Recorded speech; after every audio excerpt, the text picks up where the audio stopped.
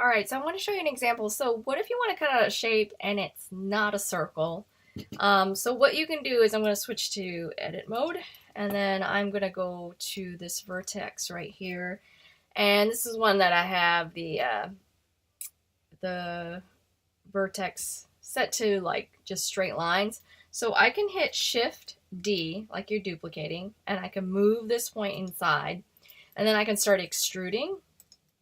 Hit the E key, and hit the E key, hit the E key.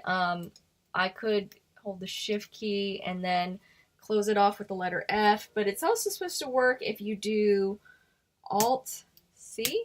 See, that works too. Or I do the letter F, and that will close it off as well. Okay, so now if I go ahead and I turn it to object, you can see where the Blender logo is showing through. There's an actual hole there, and I've cut it out. So that's another option.